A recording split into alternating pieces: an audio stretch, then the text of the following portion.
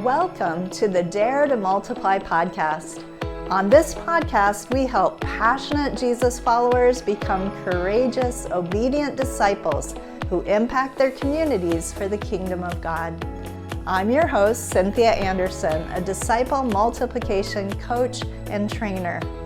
We have some amazing guests coming up, people who are taking risks to launch new discipleship movements in their areas. I can't wait to learn from them and introduce you to their ministries. Together, we'll show you how to make and multiply disciples and groups in your area. If you're new here, be sure to subscribe to the podcast and our YouTube channel so you don't miss out on any tools or content coming your way. I also wanted to mention a free newsletter on disciple making that I send out every single week. It's called Daring Disciples, and it's all about how to share your faith, overcome obstacles we all face in the journey toward multiplication. To subscribe to that, go to daretomultiply.com/newsletter. Let's dare to multiply. How do you transition an attractional model church, or what sometimes we might call a legacy church, to become a disciple-making movement or a disciple-making church? We're talking about that today with Simon and Ceri Harris from the UK, a pastoral couple who have successfully done this in their church setting, and you are going to gain a lot from hearing them in this interview. I'm looking forward to it, and we'll be right back with that in just a moment. Are you busy but not seeing the fruit you long for? Dissatisfied with your present level of impact on those around you, or frustrated with traditional methods of discipleship that don't seem to be effective? If so, the Getting Started in Disciple Making Movements course may be just what you need. Inside the Getting Started program, you'll get access to a step-by-step proven approach to making and multiplying disciples. Not only will you receive 25 short and practical video teachings spread out over 6 modules, but you'll have a chance to connect with others for group coaching via our monthly Zoom calls. And even more importantly, you'll become part of a global community of like-minded people from all over the world who are passionately committed to following Jesus and impacting others around them. If you want to get unstuck and begin moving forward as a disciple who makes disciples, I encourage you to go to courses.dmmsfrontiermissions.com and sign up for this powerful program today. And now to today's episode. Well, it is such a joy to have Simon and Ceri on the podcast today. You guys, welcome to Dare to Multiply. I know you guys are those who are daring to multiply disciples in your context and challenging and training others to do the same. So it's just really great to have you with us today. And just a quick introduction. I met Simon and Ceri in Thailand quite recently. We're both members of what's called the Movement Leaders Collective, and through that and through a mutual friend, we're both sharing in a conference recently and training people together. And so it was just such a joy to meet you guys, and I was like, I've got to have you guys on the Dare to Multiply podcast and have some other people hear your stories. Just wonderful. So we're new friends, but really, really encouraged and excited to have you guys here. And you're based in the UK, and I'll let you guys tell us a little bit more about that. But we're talking today about becoming a family who is on movement and on mission for God, and how to help transition your community, your church community, your community disciples into more active disciple making. And you guys have done such a wonderful job of that. I know it's in process, as it always is for all of us, but super excited to hear your story. But tell us a little bit about yourselves. How did you get started in this passion to multiply disciples? When did you begin to focus more on moving away from discipleship programs to really becoming a family that multiplied disciples in a little different way from kind of the status quo, or maybe what we often see in so many church communities. So tell us a little bit about yourselves and your story. I don't know, either of you can go ahead, whoever wants to go first. Well, we'll just kind of chip in and womble our way through it together, if that's all right. I think so. Thank you for having us on the podcast. It's great to have this time to share together.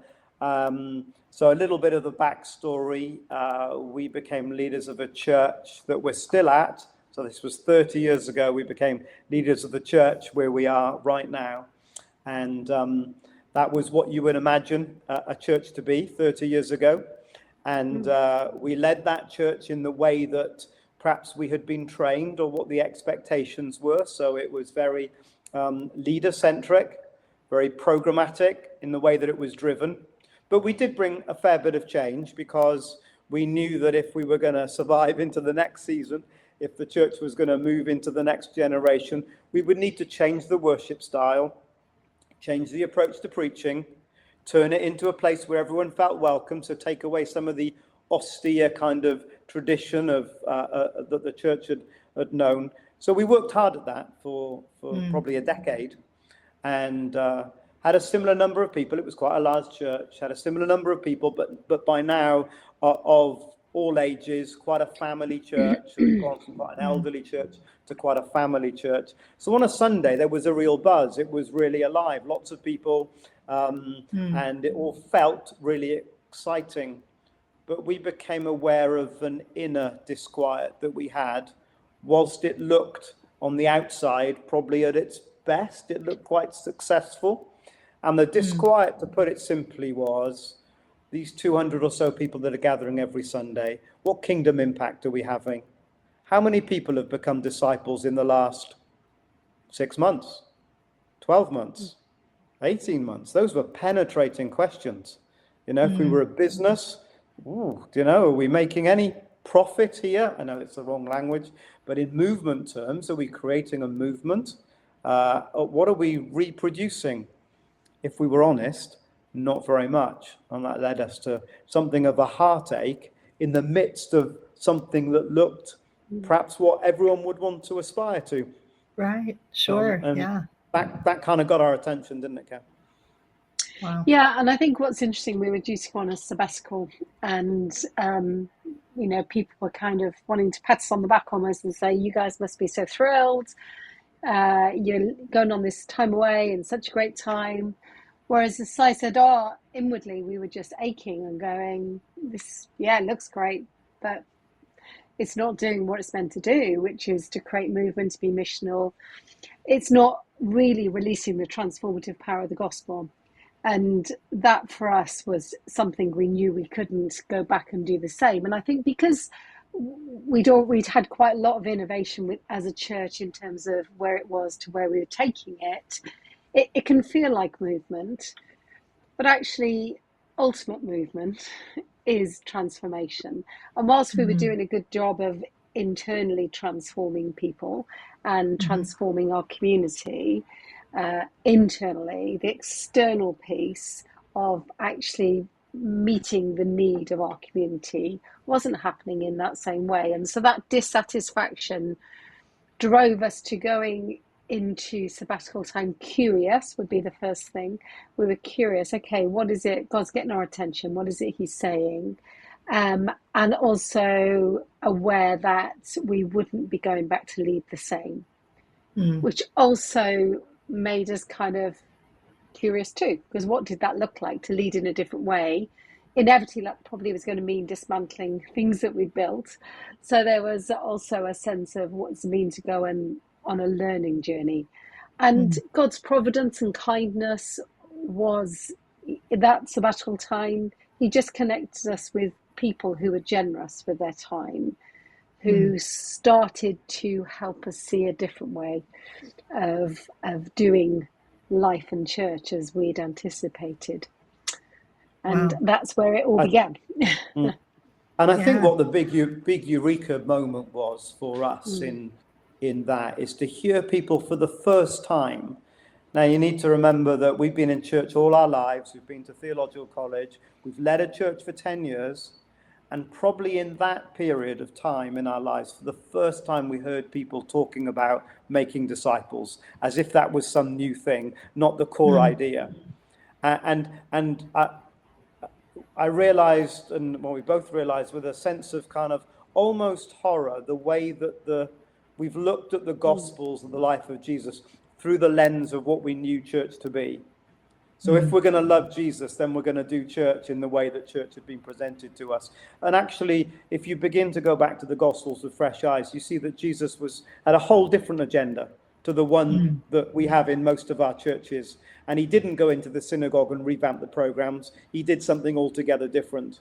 And I guess once I got over the shock, frustration, anger, annoyance that I'd been in this thing for so long and never really grasped the fundamental of disciples making disciples, then suddenly, okay, the penny begins to drop. And what does it mean to mobilize people to do what Jesus did? It wasn't that what we did in our churches was altogether bad or wrong. It just wasn't anything like Jesus in the way that we thought it was and talked about it as though it was. He was calling us to something quite different.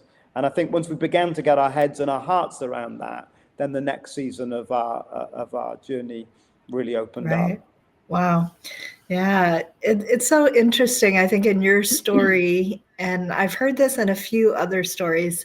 You weren't necessarily, at your wit's end. You weren't failing as leaders. You were successful, especially in the eyes of what the church is known to be and should be. You had done some great things, and yet there was this holy dissatisfaction that God was placing within you. His Spirit was placing within you, and you listened to that. And I really commend you guys for that. A lot of people don't. A lot of people just say, maybe I'm just going through a midlife crisis or something. But you were listening to that holy dissatisfaction that God was stirring within you, that he had something more that he wanted to release that was different from church as usual, so to speak. So yeah, so beautiful.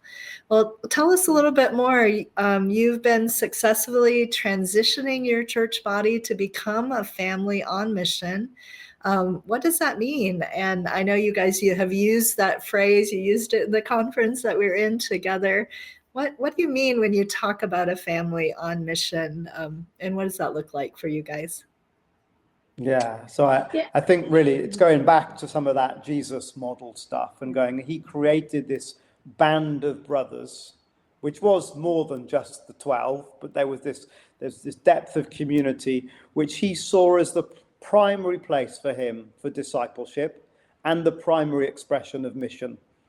And so what did it look like to begin to create those kind of environments in the life of our church? And that's what we kind of probably spent the next decade trying to explore and to innovate with, and to try and build these communities. And so we kind of tried to put the church on hold. We had a couple of conferences, the kind of church conferences, to say, hey, we need to have a significant shift here for this next season. Yeah. And I think it's really, that was a hard journey, as well as, I mean, like everything, you've got your early adopters who are excited. There are those who are just questioning our sanity and just settle down and can we go back to a normal business? Yeah, if we want to go back to normal. We want to go back. Can we just go back have to the Egypt. Go Back Committee? Let's go back to Egypt. It's humanity, isn't it? They had cucumbers and quail, but they also had slavery. But but there's that kind of go back push that happened. But we started by intentionally walking with people, but also starting our own family on mission. And what we mean by that was, what does it mean to do life together? And for mission to be the engine that drives that, the integral part of it, rather than an add-on to our lives. So lots of people talk about mission, they would say, we're bringing our friend to church on Sunday, so make it good. Like it was down to us to bring their friend to faith. Now, as the primary discipling tool is them. They have the relationship, that it's held in that relational space. So for us, it began with starting doing that ourselves. So as a kind of our staff team, we'd always been deeply connected as a staff team. We'd done a lot together, but we kind of brought some intentionality to our rhythms, to our routines, built in both predictable patterns as well as spontaneous moments. But a big part of that was really identifying what is the mission God's calling us to? What does that even look like? And how do we support each other in that? The thing that we found really incredible, I think, was, so we've got four children, grown-up children.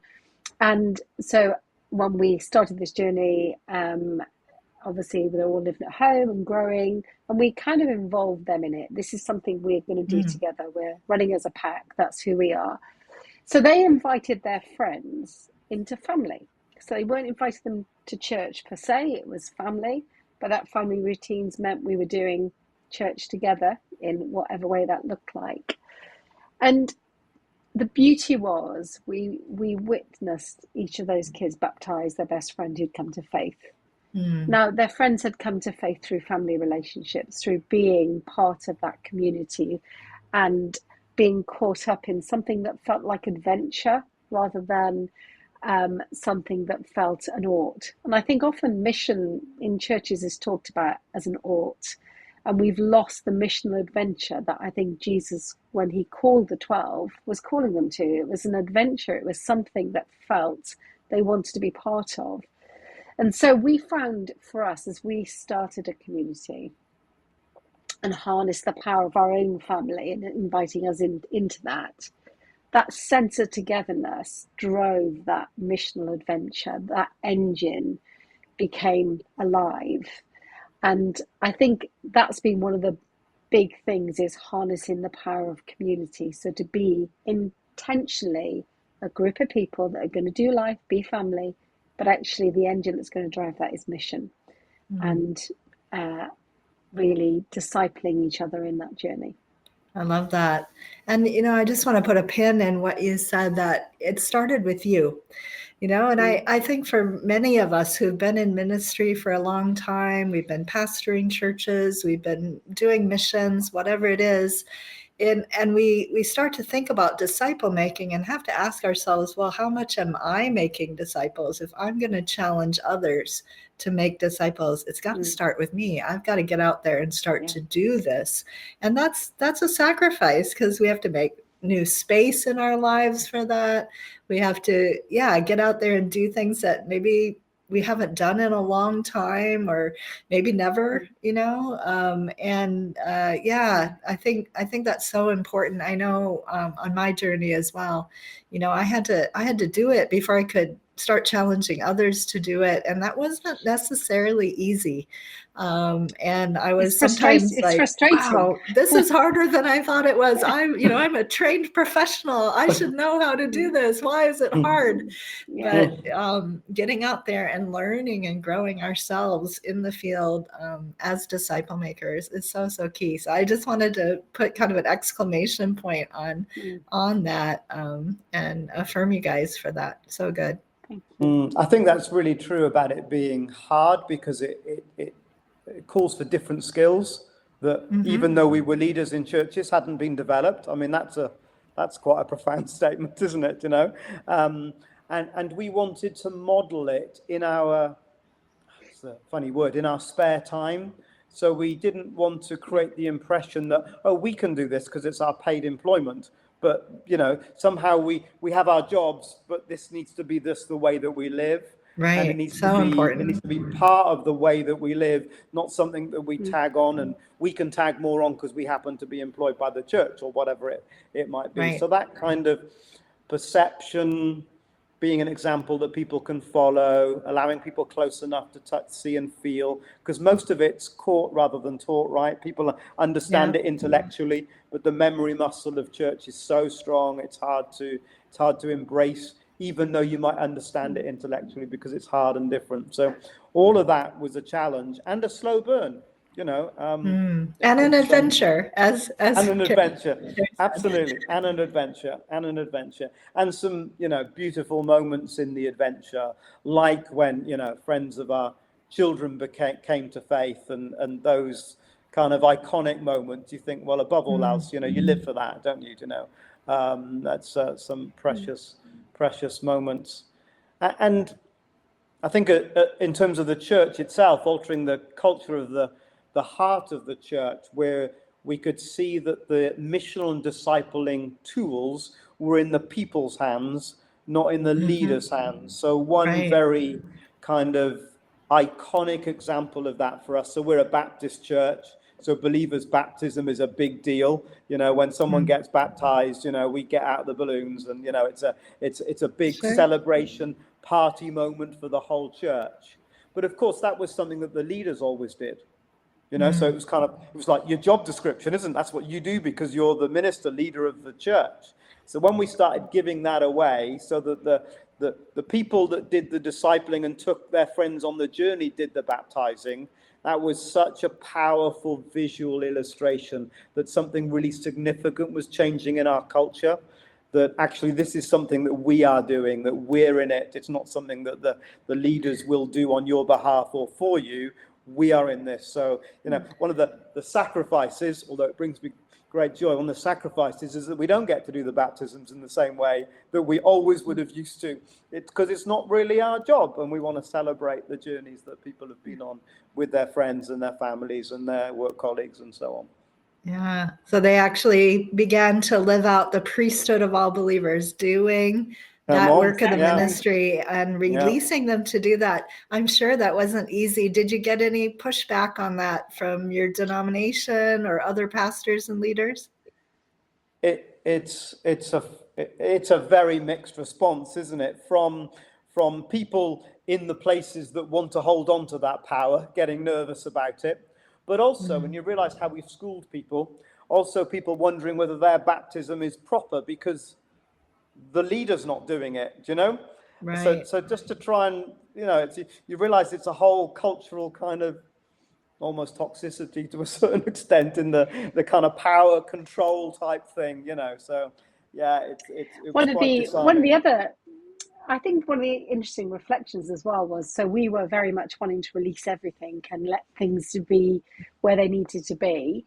So one of our communities that started really quickly, met in our car park, literally prompted by God, quickly grew kind of a community of people with either who were living on the streets or disordered lives in all sorts of ways, gave us lots of major problems in terms of drugs and all sorts of things in new ways that were part of the adventure, but actually problems to kind of solve. But actually, as they were coming to faith, and they were coming to faith fast, we were wanting to let them have baptisms in the car park because that was their church. But even that was a bit like, for them, they were starting to think, but then does that mean ours isn't the same?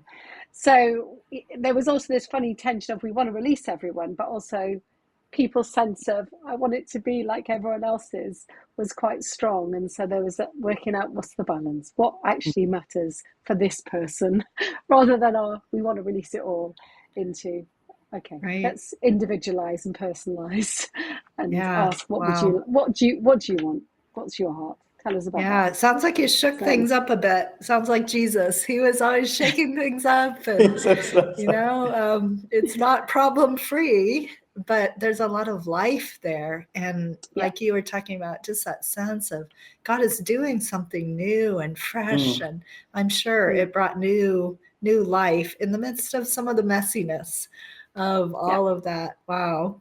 Well, tell us again, any other tips you'd like to share on what it looked like to be a family on mission and bringing your community into that? So I think the first thing we'd say, you've already alluded to, you've got to go first. You've got to get in the mud, as it were, and work it out for yourself in your own life, your own family, your own situation. And that, as you alluded to, can be quite a big challenge, a big hurdle.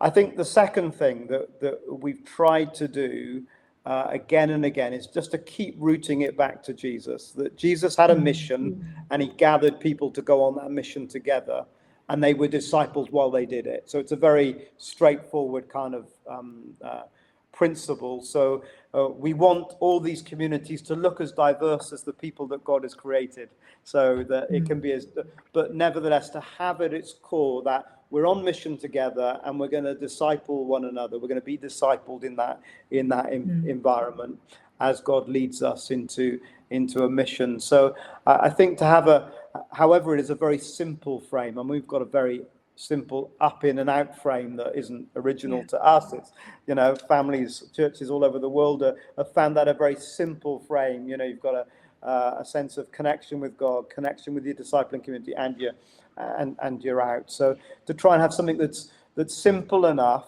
for everyone to go, oh, I can see how that might work out for me. Yeah. So they don't Tell have us to a little do bit more about that framework. I think it's based on Luke chapter 6, if I remember right. The up, in, and out. Tell us a little more about that. Yeah, go for it. Are you going or am I going? Yeah, so there's a little snapshot in Luke 6 where you see Jesus kind of operating. I think it's Luke 6:12 to 17, and you see Jesus operating in all those three spaces. So the first thing he does is he goes away and has time with his Father upward. Everything he did came from that relationship with the Father. It was completely driven by that, and his whole missional, intentional strategy came from time with the Father. But then actually the next thing he does is he calls people to be with him. And it's that intentional building of a family, people that he's going to, you can't multiply, there's just one of you, right? You need to have other people to multiply. And actually he drew people to him to be in a relationship with him in order to multiply his life into them, to multiply the kingdom.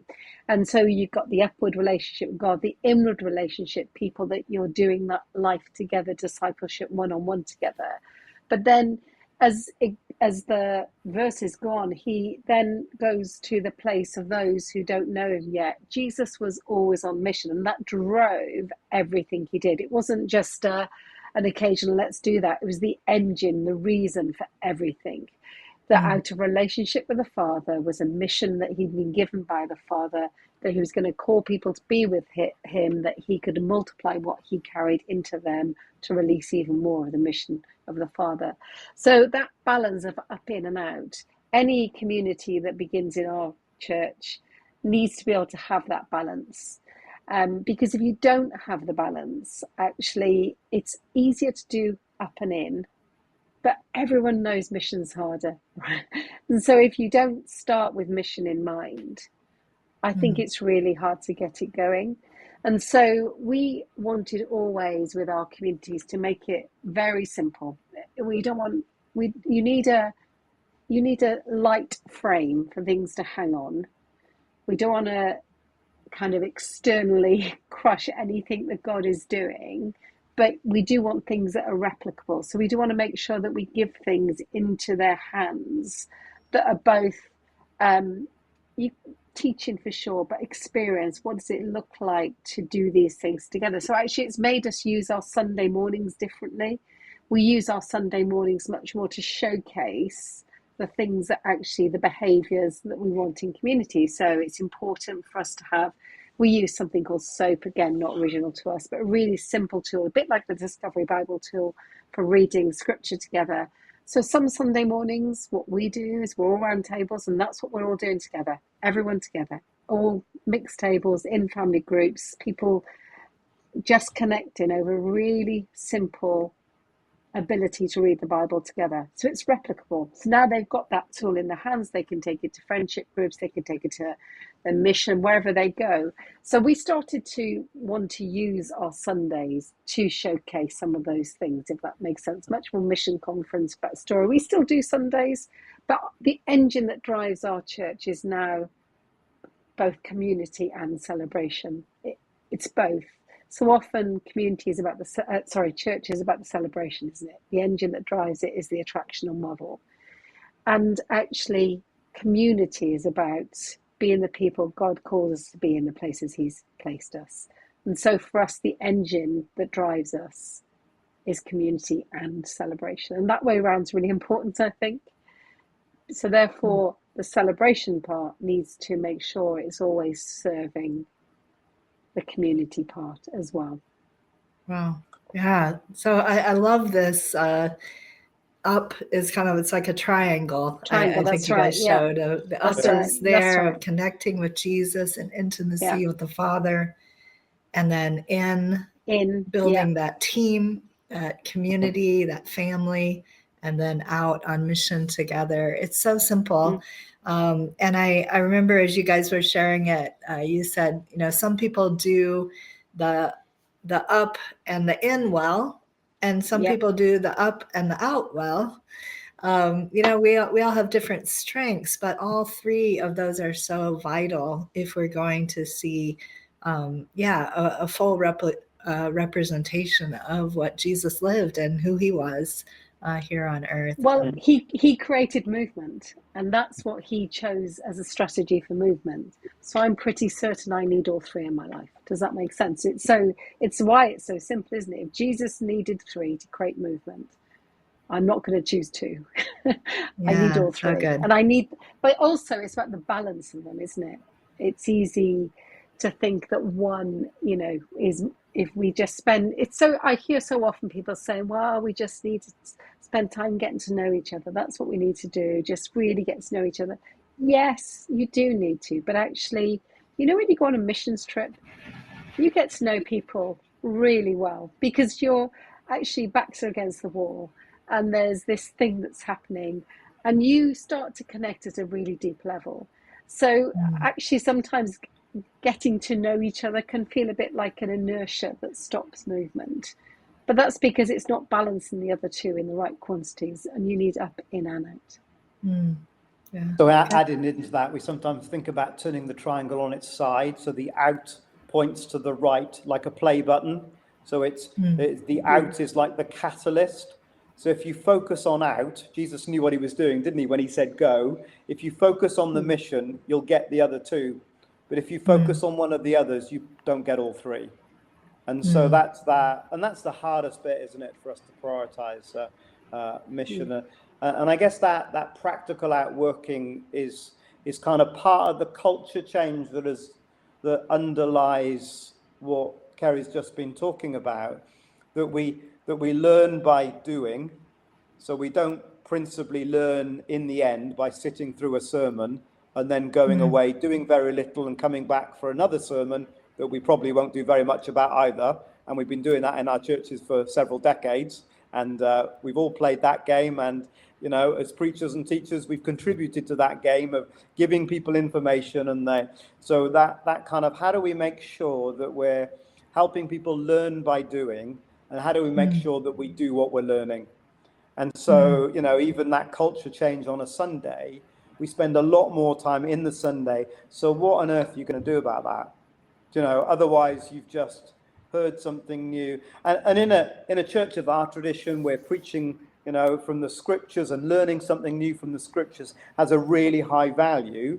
It's really easy to be satisfied that I've learned something new about the Bible and I feel like I'm growing as a Christian.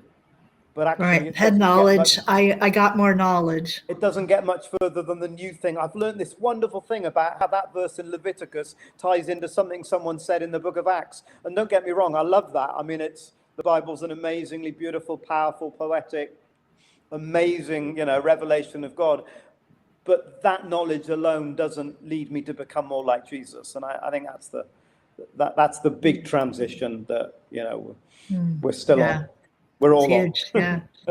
And I think tell us the about other thing, sorry, just to say, I think the other thing, you just have to be honest about the fact, whenever you're trying to transition, you are actually changing culture. And so culture work is slow. And you've got to choose where to begin. And you need God's wisdom for that. And you need that little bit of yeast that you're going to start kneading into the dough. And so actually a top tip would be actually seek God. What does that look like for you? You need to understand that, where to begin and what that might look like. So important. Yeah. Really need the leading of the Holy Spirit. Can't change everything all at once. No. People will people are people, and we need patience and a lot of grace as we're transitioning and shifting into new ways of operating in the kingdom. And Yeah, so good. Tell us about somebody who has made this shift. And I remember hearing you guys tell some great stories about some of the people that have really caught it. They've got it and they're starting to move in it, who maybe before just came and listened to your sermons, but now they're actively making disciples. Tell us about some of those people. Yeah, sure. The first person perhaps that comes to mind this morning, maybe because it's happening around us right now, is somebody who is beautifully gifted in our church and beautifully gifted to make things beautiful. And that's kind of a high value in worship, decorations, flower decorations, Christmas festivals.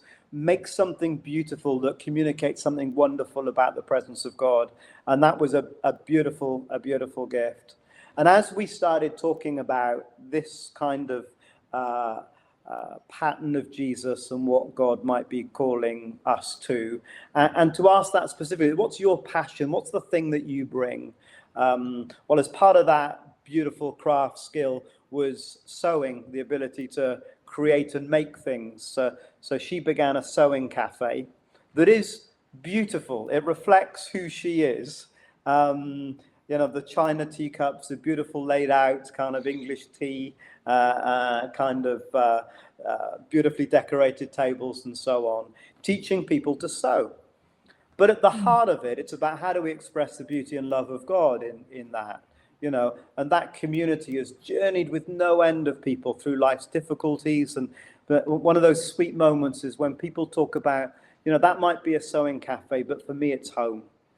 And you think that's capturing something of the beauty of God for the people that she's drawn around her to do that. That's probably celebrating 10 years, and is alive and well just a few yards from where I'm speaking to you now, and you think that someone who gave her beautiful gifts into the life of the church, but only Christians benefited from it, only those who came on a Sunday, only because that was our frame of reference.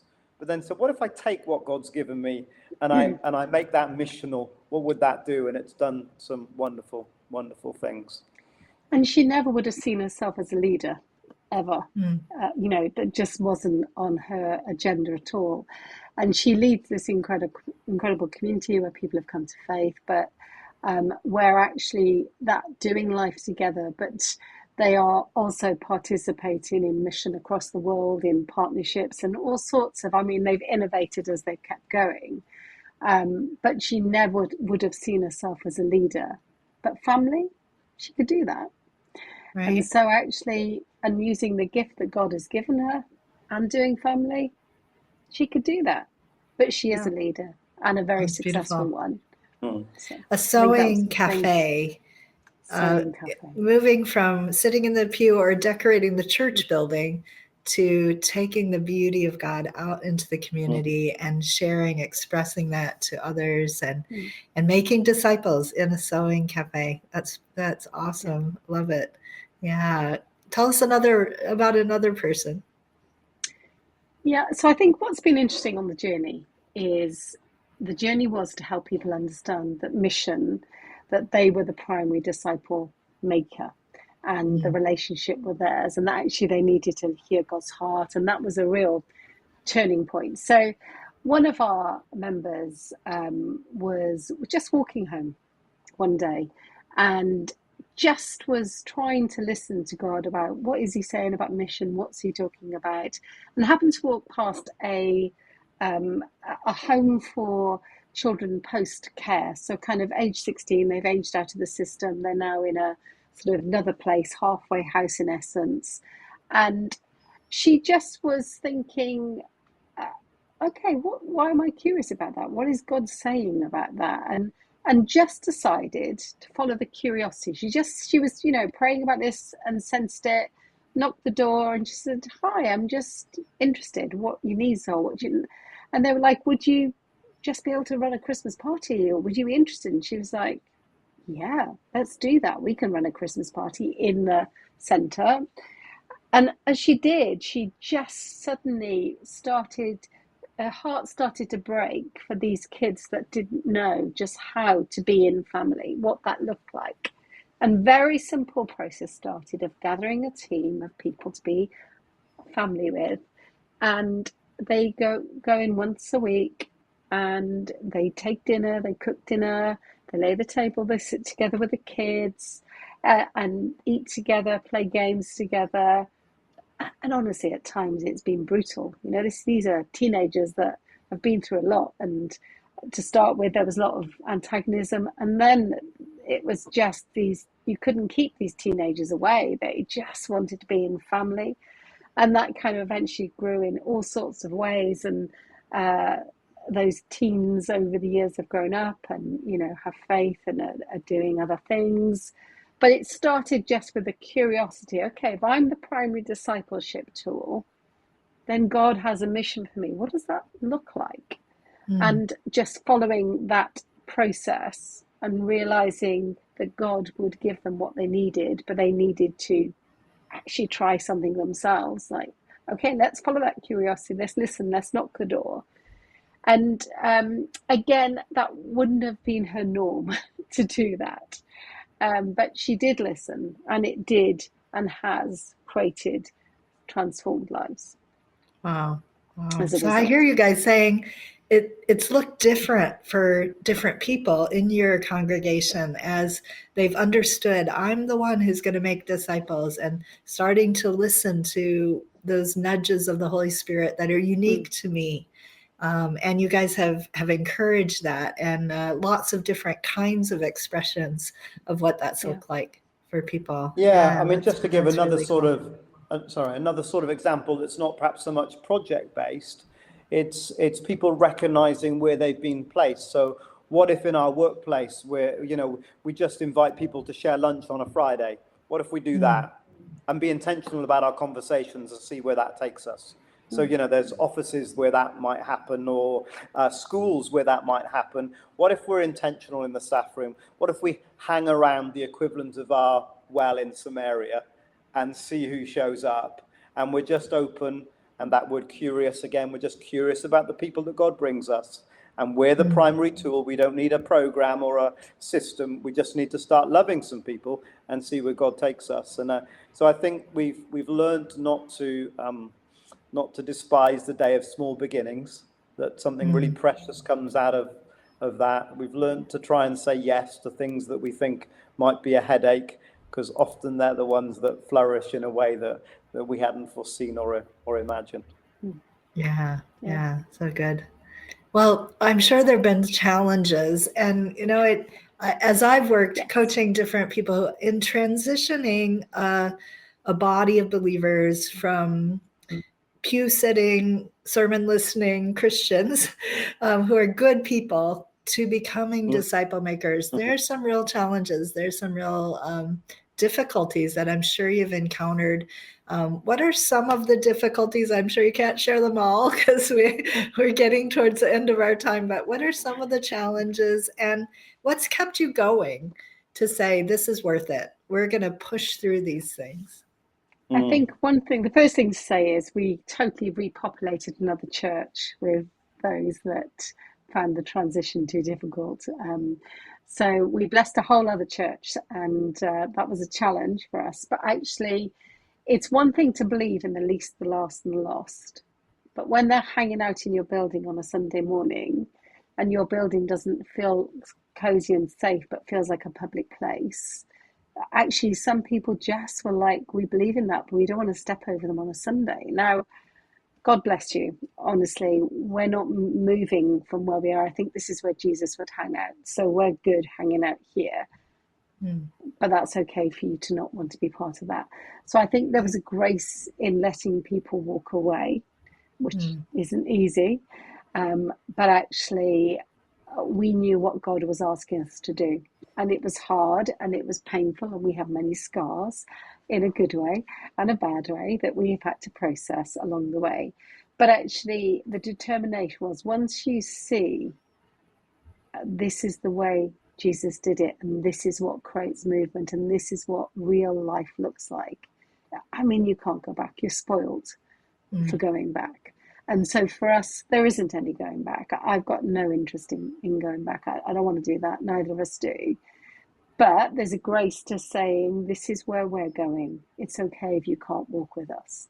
Right. And we'll love you. Don't just wander away. Let us pray for you. Let us bless you as you go. And let us be grown up in that.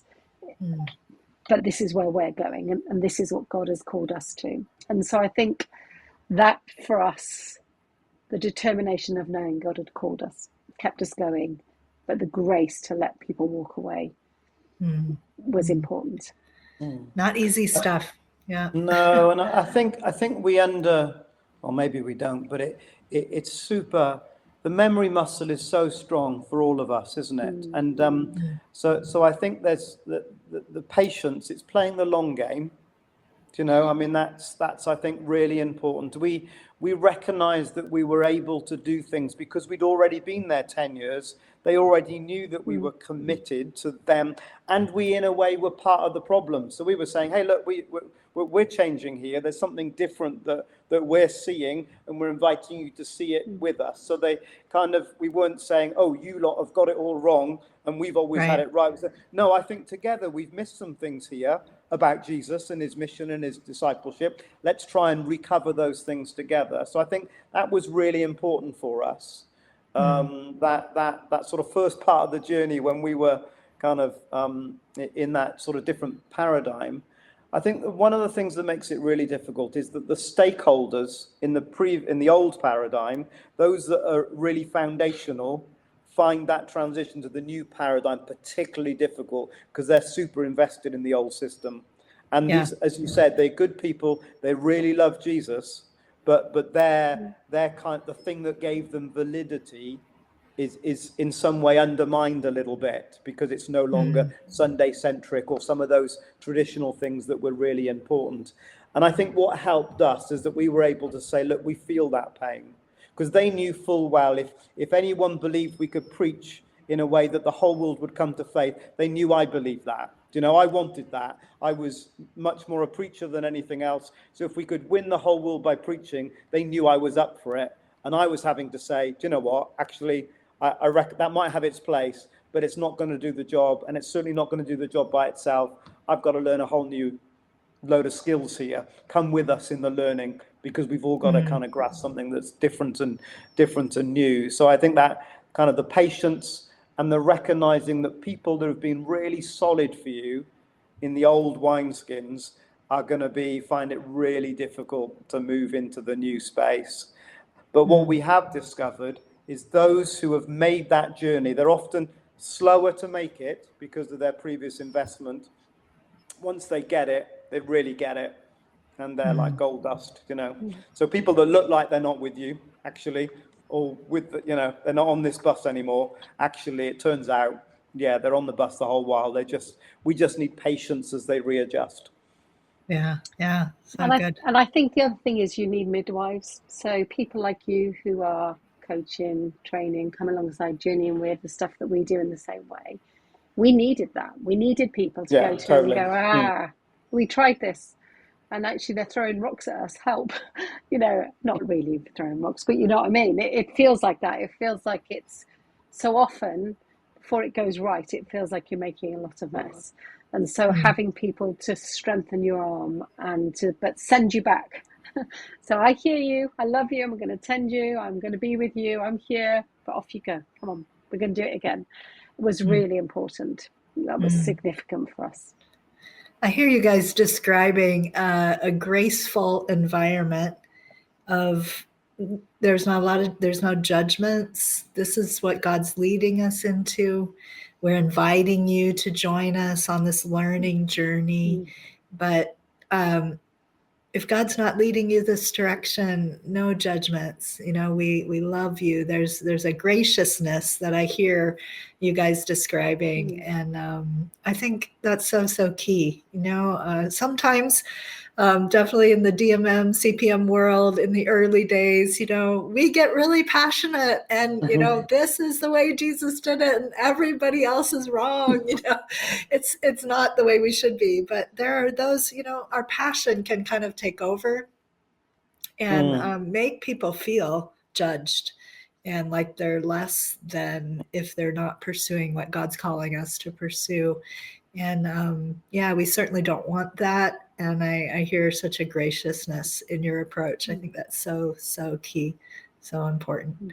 I think experience has taught us that, that actually it would have been better for everybody for us to have released people a bit early. But the idea of releasing people from your church seems like so counterintuitive to everything we've been taught. But people can flourish in the environment where they feel comfortable, rather than, as you say, just pulling them towards something where their heart's not there, and that's fine.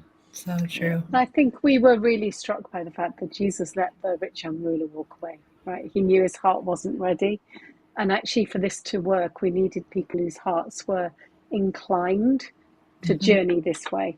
And so actually, you just have to, we can't force them to do their heart changes. We can help them, we can come alongside, we can do those things. But actually, some people just aren't ready, and that's okay. That is okay. Yeah. It's okay.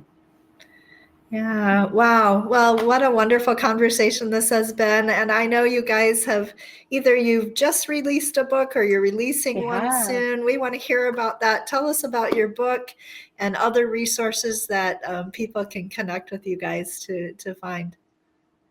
Sure. Yeah. So we've just written a book called Wholehearted Leadership, which whilst, on one level it's just been released, I think it's the sum of all that God started speaking to us when we were in our late teens and feeling a sense of a call to ministry. But God really started speaking to us about a way of leading, a way of being, a way of coming alongside. And so that journey was how we started our ministry, but then this book is the sum of that. Do you want to talk about the book, Si? Yeah, so I think the basic premise of the book is that we're coming across a lot of leaders who, for whatever reason, find themselves in their inner or personal world not where they want to be. So leaders that have made a real success of their ministry. So everyone looks and says, that leader's been great. They've made a real success of it, church, organization, charity, whatever it is. So in a way, leaders that are at the top of their game, really good leaders, skillful, competent. But if you just scratch below the surface, they're often a bit too stressed, overwhelmed, disappointed with the way things have turned out. Their personal relationships perhaps are not where they wanted them to be. And so slowly but surely, if they don't wake up to what's happening inside, they kind of just begin to cruise a little. They lose their sense of enthusiasm. There's another hill for them to climb, and they had lived in their earlier years with the belief that if they climb the next mountain, it'll feel different. But now they know it still feels the same, so they can't be bothered climbing that mountain anymore. And leaders plateau, get disappointed, get cynical, or worse, just keep going and burn out in some way, either burnout or moral failure or whatever, however it might express itself. That heart dis-ease that we talk about in the book becomes a heart attack if it's not addressed. And so we're spending, a lot of our time working with leaders that find themselves going, I've got to this place in my leadership and everyone thinks it's wonderful. And I can see why people think what I've achieved is valuable, but I'm just feeling disappointed. I'm feeling empty. I'm feeling worn out. So it's for those people especially that we're writing, and with the belief that a younger generation can learn a lot quicker than us about how to live from your whole self from the get-go. So you don't keep pushing to the next kind of ridge of the mountain without dealing with what's going on inside. You don't keep pushing on without addressing the disappointments. You don't keep pushing on without paying attention to where you've been hurt and wounded, where people have let you down and betrayed you and spoken things that were unfair about you. All the stuff that's normal in leadership that we kind of have been taught, or I felt we were taught, to brush off and just keep going. And actually all that stuff catches up with you. We're writing for those people. And leadership and growth, discipleship, movement, it all gets stuck at a heart level. And so we often just try and do more, and then we get exhausted and frustrated. But actually, ultimately, if you want to discipleship to really move, if you want movement to really be a thing, if you want growth to really happen, you have to deal with the inner world. And not in a scant way, but in a, often we'll say, yeah, Lord, I want you to landscape it, make it look pretty, my inner world. But actually, God's probably going, actually, we need to excavate. We need to really do some work, and we need to dig some things up. And that's so often where these things get stuck. And so for us as well, it's about how do we help release movement and discipleship by understanding what's going on in our inner world, in our hearts. Well, it sounds great, and I'm looking forward to getting a copy. How do I do that? How do my listeners do? Where do we find it? So it's on Amazon. Amazon is the obvious place. Yep. Google or Wholehearted Leadership, it'll be there. Yeah, And also through our website, you can find us. Wholehearted Solutions is our business website, and you can kind of find links to that as well. That's wholeheartedsolutions.com. Wholehearted.solutions. www.wholehearted.solutions. Wholehearted.solutions. Get you to that. Yeah. All right, we'll put that up as well for Super. people to see. And we'll be sure to put that in the show notes. I'm going to go to Amazon after this and order my copy. Thank you. Appreciate it. Yeah. No, you guys, it's been wonderful. So good to get a chance to talk with you. Any last encouragements for those who are listening on this call, just maybe getting started, maybe especially for pastors and leaders who, like yourselves, are wanting to transition? They feel that holy dissatisfaction. They're wanting to take a step forward. Any last encouragements or words for them? I think my biggest encouragement would be to go back to something that Ceri said earlier. Find someone else who's been on that journey to go shoulder to shoulder. Because culture change is long and hard and lonely. I don't think we would have made that change without people going shoulder to shoulder with us. So, if we can be those people, if you can be that person, Cynthia, or whoever it is, you go find yourself someone to be shoulder to shoulder with. Don't go alone. Don't go alone. Yeah. You don't need to go alone. And honestly, if you're going on a long journey, you prepare, right? So there's the inner world stuff that we've just been talking about. You need to start, okay, God, in this season, what is it you want to deal with? What's the things I need to understand? What are the tools I need in my toolkit? But also, it's really easy to want to make it complicated. It's not. Firstly, start with yourself. Who and where is your mission? Where are the places that God's placed you, and who's he called you to be in those places? Just start with that first simple question. Because if you can't answer that, you're going to have a tough time leading anybody else into answering that for themselves. And it's all about relationship. So who are the people you're taking with you? And who are the people you're building around you? Amen. And who are the people you're going to? Yeah, so good. Wonderful to talk to you guys. And likewise. I hope we'll get to meet again in person sometime in Thailand or in the UK we do too. somewhere. Yeah, absolutely. That would be great. Yeah, God bless you guys. And I will be right back with a quick recap and some action steps. Great. Thank you so much. Bye. Imagine a world where passionate followers of Jesus come together to multiply, transforming lives beyond imagination. Instead of toiling with little fruit, what if God's abundance flowed beyond your wildest dreams? Picture those you've invested in sharing Jesus freely, creating a ripple effect of disciple-making. In her new book, The Multiplier's Mindset, Cynthia Anderson reveals how shifting mindsets can revolutionize disciple-making. When Cynthia and her colleagues experienced these mindset shifts, they saw enormous results, including the launching of 19 multiplying movements in Africa and Asia, transforming tens of thousands of lives. This book will help you discover hidden harvesters, see church members move from passivity to passion, and release the power of simplicity in multiplying disciples. Don't remain stuck. Learn to move toward greater fruitfulness. Visit multipliersmindset.com and get your copy of The Multiplier's Mindset today. Great conversation with Simon and Ceri. Wow, so many good takeaways there, but let me just give you a few. Change needs to start with us as leaders being willing to learn new skills and join Jesus on this adventure. It starts with us. Be willing to step out and take those risky steps of doing things you've never done before, and that will encourage others who you're also calling to become disciple makers to take those steps with you and be vulnerable about some of the difficulty and challenge that it is for you as you're taking those steps as well.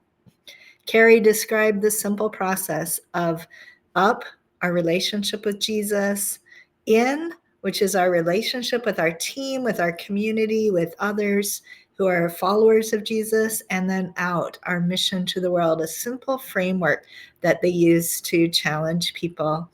They talked about how they developed this gracious environment of taking people along with them in the learning and discovery journey, but also being willing to let people leave who really didn't feel called to journey with them in this direction. They also, I thought was really interesting, started with their own family, making it a place of safety and celebration where their children, their teenagers could invite people in, and then helping their teenagers lead those friends to Christ and see them baptized. And it really started in their own home. And that example then was able to multiply to others. Let people discover for themselves what they are uniquely gifted in and called to, and how to use those gifts missionally. I love the example of the sewing cafe and just how God has placed these gifts in each one of us. And if we can help people discover what is it that God has put in them that they can use on mission, and not only use in the church, but use on mission in the world, and what is their particular unique calling in mission, and then really encouraging that has been something that's really been effective for Simon and Ceri. And then how God wants us to be wholehearted people who live for God from our whole selves.